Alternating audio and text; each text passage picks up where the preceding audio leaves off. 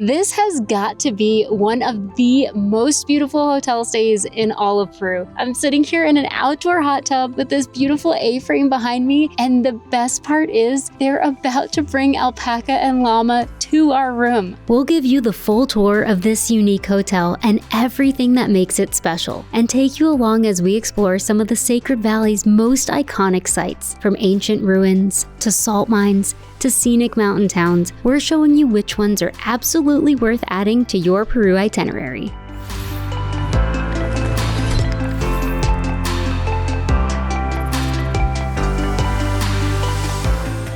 The Sacred Valley is about an hour's drive from Cusco, and it sits at a lower elevation, making it a great place to acclimatize when you first arrive in Peru, or in our case, the perfect spot to slow down and recharge before some of the wild adventures we've got coming up. So make sure to subscribe because you're not going to want to miss what's next. But today's destination, Mountain View Experience. From the moment we pulled up, we could already tell this wasn't your typical hotel stay. After making a few new fluffy friends, we sat down to enjoy a 3-course picnic, complete with incredible views and some tasty Peruvian staples.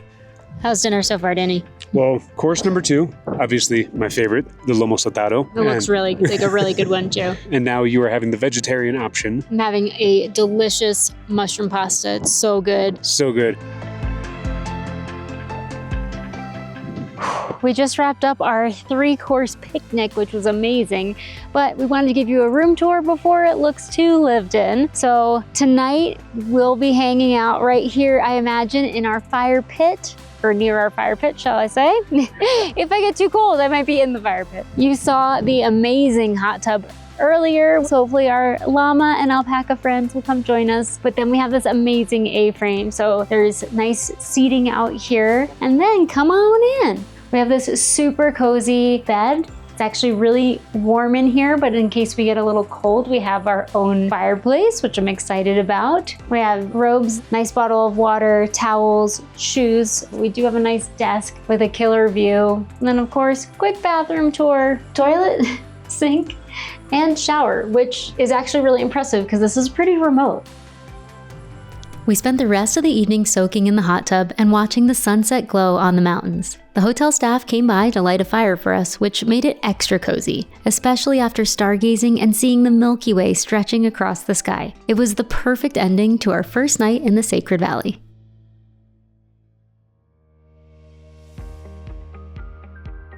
The next morning, I was ready to explore more of the Sacred Valley and arranged a private tour through the hotel. Danny, on the other hand, had other plans. He decided to stay back, soak in the views, and hang out with his new best friends, the llamas and alpacas. So I met up with my guide Luis and we headed out for the day. Our first stop, the Moray salt mines. Even just arriving at the overlook was incredible. Terraced pools cascading down the mountainside, unlike anything I'd ever seen. So my guide Luis was just telling me there's over 3,700 salt pools down there, and this actually predates the Inca. This is over 800 years old. We made our way down to the lower viewpoint, with Luis explaining how these salt ponds have been used throughout the years.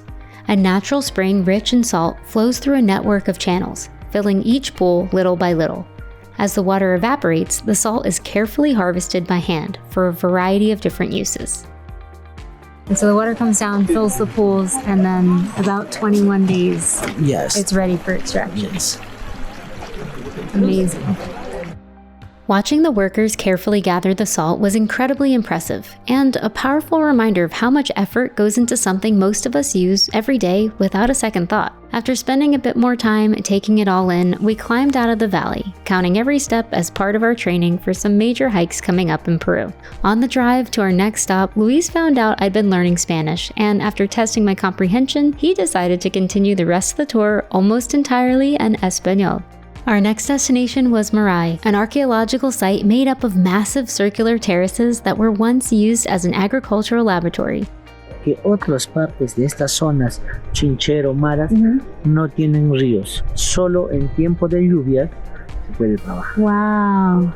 Luis explained that the ancient irrigation system here relied entirely on rainfall. No canals, just natural water collection. And yet, the Incas were able to grow a wide variety of crops. Each level of the terraces creates a slightly different microclimate, so they used this to experiment with growing conditions for everything from potatoes and corn to quinoa and medicinal plants. Most visitors just stop at the first reconstructed site, but if you continue down to the other two circular terraces, you'll find the original structures untouched and nearly empty. In fact, we had it completely to ourselves.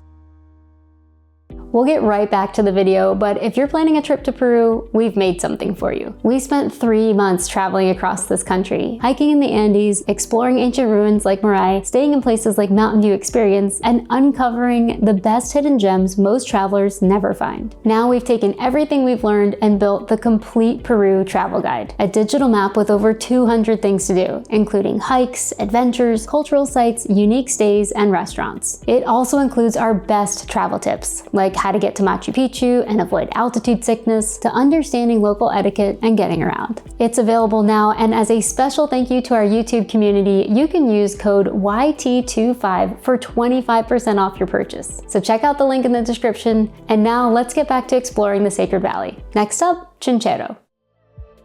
Chinchero is one of the best places in Peru to learn about traditional Andean textiles. This is where many of those vibrant, brightly colored pieces you see in markets all over the country actually come from. So I visited one of the local cooperatives for a hands-on demonstration, where they showed how wool is washed, spun, and dyed using all natural ingredients. For the pink color, the name is palo. Palo is roots. For the orange color, we use the lake moss. The moss is from Ollantaytambo, Machu Picchu, from the rock. They even use a tiny parasite found on cactus petals to create a rich, deep red dye, something that's been used since ancient times. From there, Luis brought me to the historical plaza at the top of the town, where he shared stories of sacred offerings and traditions still honored to this day. La principal del sol y la Pachamama, Madre Tierra, para ellos primero es la chicha. From the plaza, I caught my first glimpses of Chinchero's archaeological site set against a stunning mountain backdrop. As we walked down into the terraced fields, Luis explained one of the traditional farming practices still used today, drying potatoes. Farmers lay them out on the grass to naturally dehydrate under the sun, preserving them for use in Peruvian staples like soups and stews. We continued across the terraces, each turn revealing more of this impressive site. And just like earlier in the day, it felt like we had the entire place to ourselves, though that would soon change at our next location. Ollantaytambo is one of the most important and impressive archaeological sites in all of Peru, and it's easy to see why. Built by the Inca in the 15th century, it served as a strategic military, religious, and agricultural center. The massive terraces were used for farming and defense, and the site was also the scene of a rare Inca victory against the Spanish. Its layout, water system, and stonework showcase the incredible engineering of the Inca civilization. We made our way through the crowds and began the steep climb up the stone steps towards one of the most iconic parts of the site, the Temple of the Sun. Along the way, we paused to catch our breath and take in the view. It's one of those places where every direction you look, there's something to marvel at, whether it's the precision of the stonework or the sheer scale of the site. At the summit, we arrived at the Temple of the Sun, its massive stones still bearing the faint traces of carvings, a quiet reminder of the spiritual significance and craftsmanship of this sacred site. We made our way partially back down the site and followed a quieter path away from the crowds. When your local guide says he knows a spot, you follow him. And he definitely delivered. The trail led us toward another series of terraces, this time part of the agricultural sector, where we were surrounded by stonework and silence. This entire side of Ollantaytambo had just a handful of people, and at the end of this path, we reached one of the site's most fascinating features, the colcas.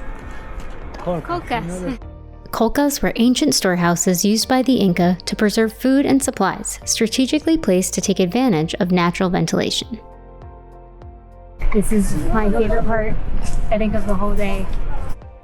We got to step inside one of the colcas, which were used to store essentials like dried potatoes, grains, and even tools. Built with stone and designed for airflow, they kept everything cool and dry, and it was so peaceful here. No crowds, just a quiet moment to take it all in. Back at the base of the site, Luis walked me through Ollantaytambo's water system, a network of flowing channels and fountains that still function today. The precision of Incan engineering never stops impressing me. It had been a full, unforgettable day in the Sacred Valley, and I couldn't wait to return to Mountain View Experience to swap stories with Danny and hear all about his relaxing day at the hotel. While I was out exploring, Danny spent the day exactly how we wanted, feeding the llamas and alpacas, strolling the grounds, taking in the mountain views, and soaking in the hot tub. When I got back, I shared my photos and stories from the Sacred Valley sites, and we called it an early night because we had some fun visitors arriving first thing the next morning. Good morning! It is about 6:30 here. They just came to start filling up our hot tub, and we are finally gonna get our time with the llamas and alpacas. It is a little bit chillier. There's ice on the side of the hot tub, but I think this is gonna be magical. They're coming! Oh my gosh, there's so many of them. Danny, there's a whole herd coming towards us. Oh my gosh!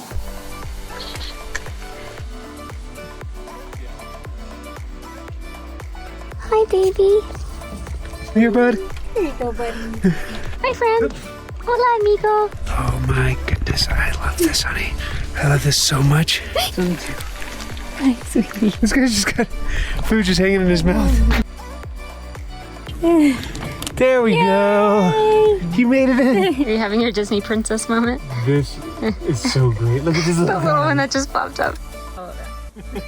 Good start to the morning. That was awesome. The herd of llama and alpaca. I thought it was gonna be like 5 of them. I don't know what a hot tub experience with llamas looks like, you know what I mean? I didn't know how many there would be, but they brought everybody. Definitely one of the coolest experiences. We just had a hot tub party with llama and alpaca. Llama back, please.